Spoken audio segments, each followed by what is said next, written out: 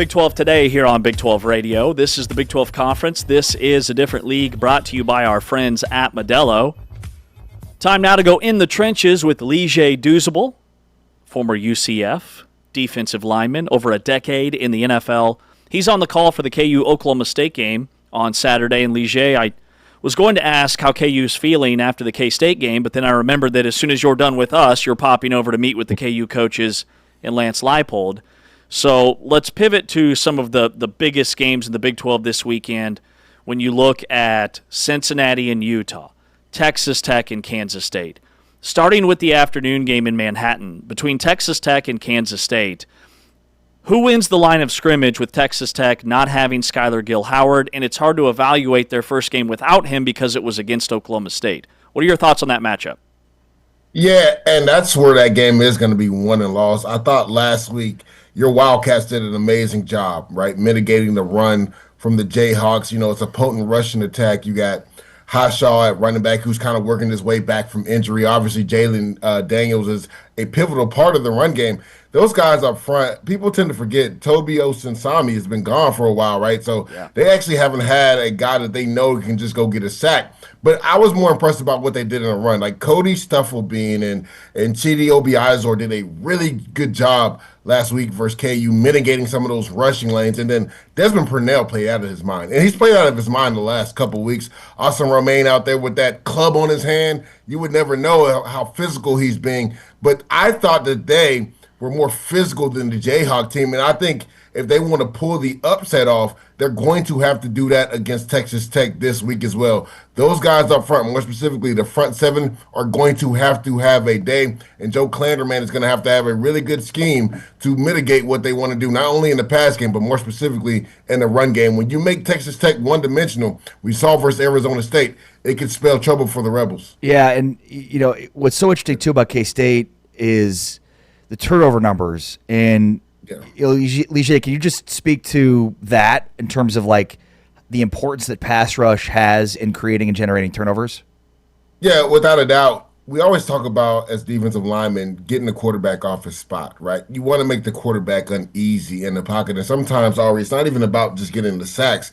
It's just about speeding up his clock and making him make bad decisions. So, again, without Toby Osinsami, a lot of these other guys have stepped up. I talked about Obiazor and his flexibility to rush inside and outside as well. Obviously, Cody Stufflebean, who is long in the tooth, been in the program forever, right? A veteran guy that's played a lot of football. He stepped up as well. And then I think Klanderman's done a really good job mixing up the pressure versus dropping back in coverage and blitzing guys like Romaine and Purnell. They did a really good job last week versus Kansas. Kansas could not, for some odd reason, could not adjust to that cross dog blitz where you cross the linebackers at the snap. And then they also use those linebackers in pass rush stunts with defensive linemen, and Kansas had no answer for that. So, James, you talked about the offensive line for Texas Tech. It's going to be imperative that they communicate up front because Klanderman is going to send guys in waves. How about the Texas Tech defensive front? How do they get pressure and slow down Avery Johnson? Well, the interesting thing is I think if you're Kansas State, you want to make them play run. Now, again, Lee Hunter and those guys play run really well, but David Bailey can't get a sack on a run play, right? You know what I'm saying? Romello Height can't get a sack on a run play. So if you know anything about Kansas State, they love their tight ends. They're going to come out in 12 personnel, one back, two tight ends, and they're going to try to establish a run. But then also that's when they kind of like to attack you vertically. That's when they try to get Jace Brown down the field on those heavy play action pass. You got Tibbs running those intermediate routes as well. So I think that's the game plan for Kansas State, right? They kind of want to play bully ball, and that's what they've done the last couple of weeks, James. Like, this is the team that a lot of people thought we would see earlier in the season. It seems like Kansas State is getting their stride at the right time. Now, I don't know if too much damage has been done for them to make a run at the Big 12 championship. But I remember, guys, we had this conversation a few weeks ago as far as, like, who could be a spoiler.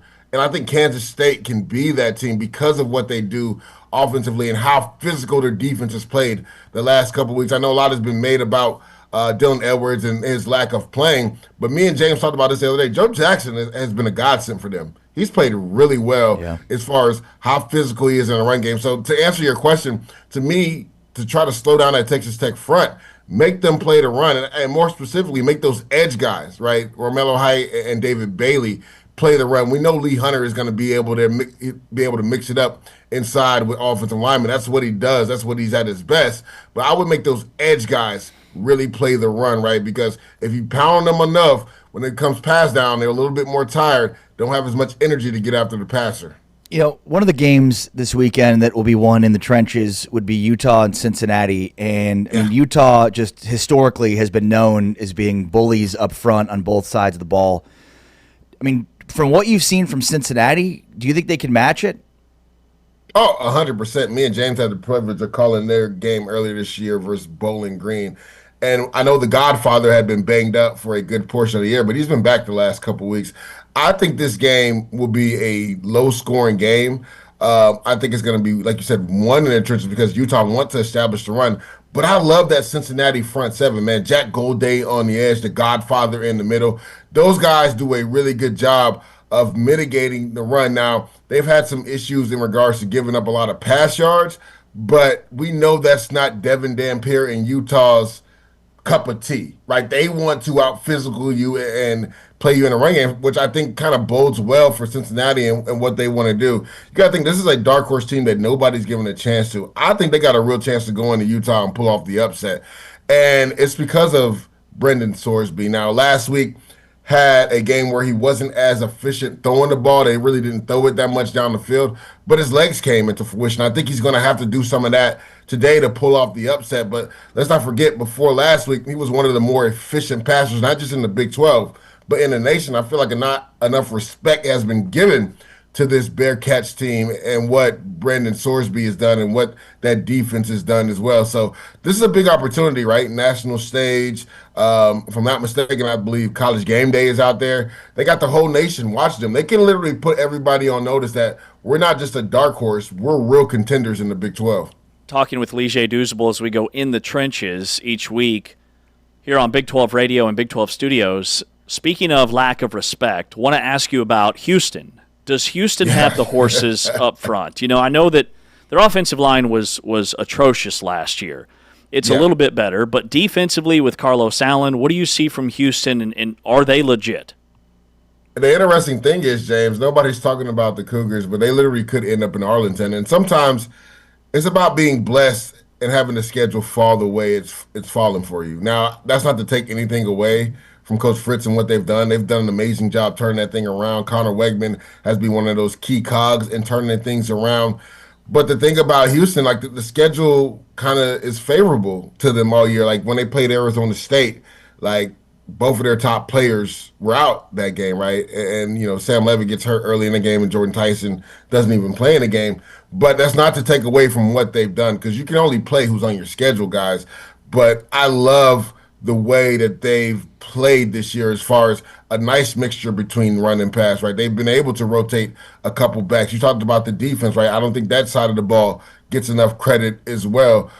They've had some tough wins on the road, and that was my question mark for them because in the beginning of the year, when they were winning a lot of those close games, it was at home. And then the Oregon State game, which, a game they probably should have lost, it kind of showed you that this team can handle adversity and bounce back in the second half of games and come back. But they're not only a dark horse, they literally could get to Arlington. This is a team that could win 9 to 10 games, and I don't think anybody saw that coming in the beginning of the year.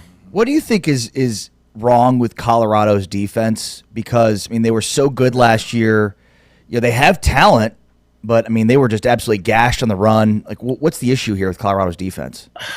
I think it's a combination of the offense struggling at times. Like on defense, you eventually get worn down. And we saw that last week. Now, the defense didn't really show up last week either. It was bad on all fronts of that. It was bad on all fronts for the Colorado Buffs when it comes to their offense and defense. And I think this is also an issue when you have so much of your success based off of a couple players on your team, right? And when you're trying to bring in new guys to fill that void, it's kind of tough because of what Shedeur Sanders did, because of what Travis Hunter did. Like, those were special players on that team, and it's kind of hard to fill that void. People say it all the time, like, 2 players don't make a team, but when it came to the Buffalo, to the Colorado Buffs, two players didn't make that team, but it elevated that team. And I think right now they're trying to figure out what their identity is. They had a close loss to Houston earlier in the year, which I thought a game they could have won. They got blown out last week. It's just been tough, right? Because this was a team last year that, kind of faltered down the stretch and could have made their way to Arlington to the Big 12 championship game, and then ultimately ends up playing, I believe, BYU in a bowl game and gets blown out that way as well. And ever since then, it just has not bode well. They've mixed in their different quarterbacks. And we talked about this earlier this year. It's really hard for a team to galvanize around a guy when that quarterback position's kind of been in flux. They didn't have that issue for the last 2 years before this year. So I think, to me, it's been a combination of the defense not getting a lot of help from the offense, but then also, man, they just haven't played sound defense this year. Mm-hmm. Which has been surprising with their defensive coordinator and how good great they were last year. I mean, I was going to say, and then when you look at the names of the coaching staff and then all the guys that they've brought in, you would think that the things would turn around. Great But again, point. I also think when you take away a guy like Travis and Shador, there's like acclimation period. And I think a lot of people, just because they brought in some name guys, they thought that they would pick up the mantle. But now I think you see how special Shador and Travis were last year. Yeah, definitely. Really good point. Plus Warren Sapp and Pecco on their defensive Correct. staff. I mean, yeah. So you would think they would take a step, but sometimes names don't equate to having production on the field. Yeah, great point. Leger, I know you got a hard stop coming up here at 15 after, so we appreciate your time. Can't wait to watch you on the call for Oklahoma State and KU this weekend. Thanks, Leger. Appreciate it, man. James, I think your Wildcats are going to pull it off. I'm calling it now. Okay. You and me both. I love it. But not me. Not him. Give me Texas Tech to cover. Not him. I like it, Leger. I'm here for it. Leger Douzable, thanks, buddy.